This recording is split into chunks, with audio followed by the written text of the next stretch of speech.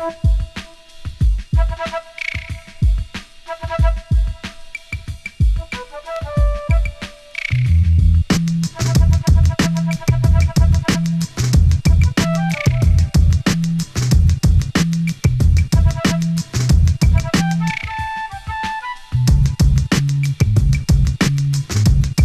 now, man, we are coming down to the 11th hour talking to people as they're getting ready for the historic election, 2008. We got somebody who is making history, at least along the side of the hip-hop arena. Tell everybody your name and what you're about. What's going on, family? My name is Kahlil Jacobs-Fantauzzi. I represent the West Coast, represent Puerto Rico, represent the hip-hop nation. And I'm excited about the fact that there's a lot of young people that are excited about this election like no other.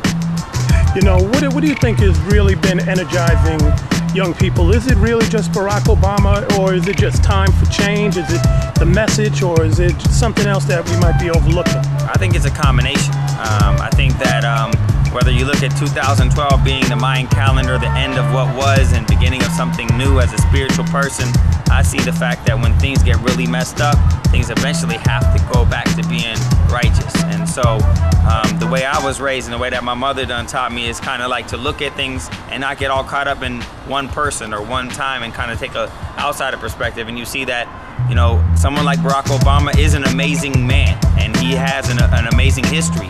Something similar to me as being a Puerto Rican Jew. He's a blend. He's a blend. He's not just one thing, and so he represents a whole lot. His wife, Michelle, is an incredible and very articulate black woman from the south side of Chicago. But it's not about one person, and if the movement is about one person, then we don't really have a movement. It's about everybody participating in a way that they can participate. So when I was in San Quentin a month ago talking and doing a mock debate, they had the Democrats on one side, they had the Republicans on the other side. This isn't a mosque. And I went in and sat down right in between the two KKK Republican members, and we had a very, very educational debate about the fact that in some states you actually can vote, even though you are in jail. In some states you actually can vote, even though you do have a felony. And the fact that these are people that are in jail breaking it down with video cameras, 3-chip cameras, and it's being played throughout the inmate population. So to me, it's not just about one side or one person. It's about a movement that needs to happen, that's gonna happen, and we're making it happen. You know, one of the things that people talk about is in 1984, Jesse Jackson made his historic run. And even though he didn't win, a lot of people came off his coattails.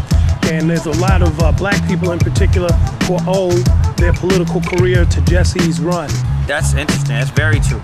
So now with Barack Obama running, they're saying that young people may be owing a big debt of gratitude to his historic run. Talk about the run that you're making. You might be one of those people. Well, actually, I'm running for mayor of Berkeley, California, and I've been endorsed by the Green Party. I represent the colors that are a little bit different than the red, you know, the red that they talk about in the American flag sometimes, or the blue that they talk about in the blue flag. I chose these colors because they represent, you know, different things to me as an individual. I feel that Berkeley, we have some real issues. We have a current mayor named Tom Bates who has done nothing to help represent anything to benefit my community. The man last night said that he's gotten $85,000 in contributions, and that went from a figure that was half of that a couple days before. So there was a double homicide on my block, and it actually happened to be one of my students' fathers who was murdered, and he's a father of 8.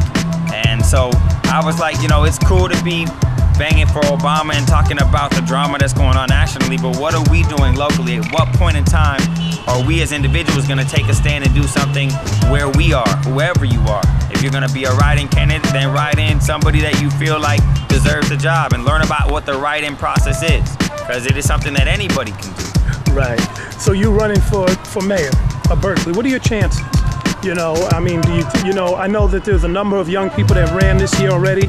We have in Atlanta, we have Reverend Markel Hutchins. He ran up against John Lewis, said he wasn't doing the job, the civil rights icon John Lewis. He did lose, but he did run, and he made John Lewis switch his allegiance from Hillary Clinton to Barack Obama. That was one of the things that outraged Reverend Hutchins, who's like 30 years old.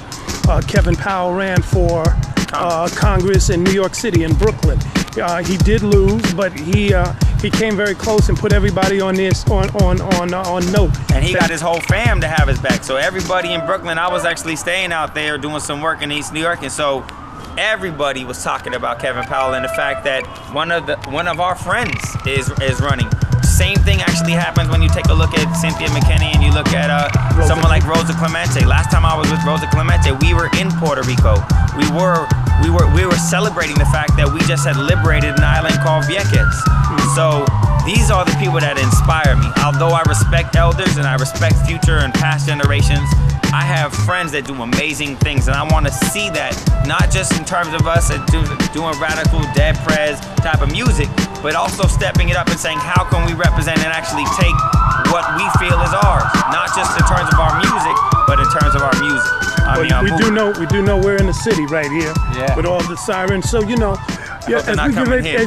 hopefully not, man. But tell us, what are the 3 main points that you want to get across to people in your bid for mayor of Berkeley?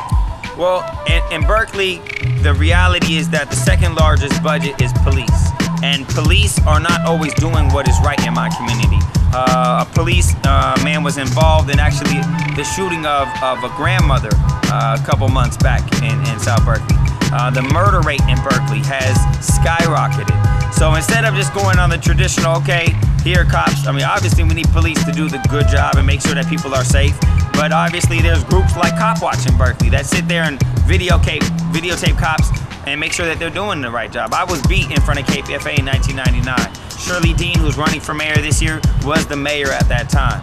She refused to sign a document that Donna Spring introduced asking for the charges to be dropped with Chris Worthington. When this happened to you. This happened to me personally. And now she's up in a tree like this, acting like she's a peace activist. And she's trying to get those peace votes. Right, and she did this when you were actually protesting to take over that radio station. This is when they had armed guards in KPFA in Pacifica. Right. And so I think people sometimes don't really understand or have a historical relationship and think about the history of what's happening in Berkeley politics. But Tom Bates is the one that stole 20-something thousand newspapers when the Daily Cow came out and said something that he had done that they didn't like, and he actually got caught doing it. Shirley Dean, who's the other person that's running, is a person who was the person who sat there and watched injustice happen at KPFA and did absolutely nothing. So to me, the fact that I was endorsed by the Green Party #1 says that the Green Party, if you understand our issues, we're about social justice, ecological wisdom, feminism, global responsibility, grassroots democracy, respect for diversity.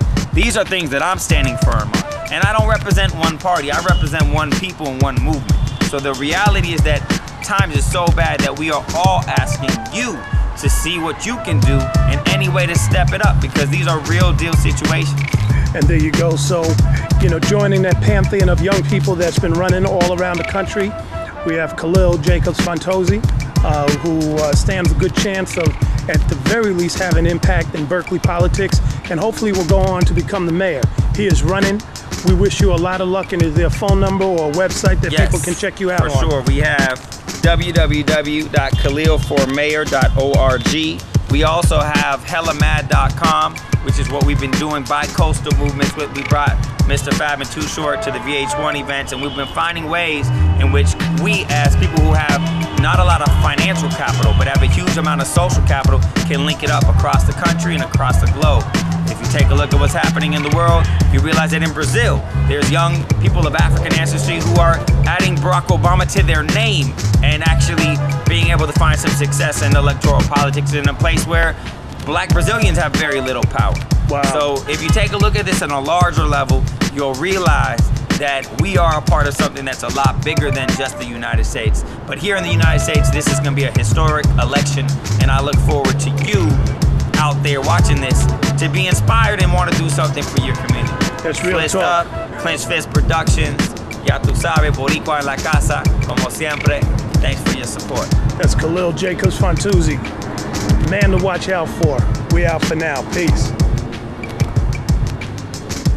Cool, man.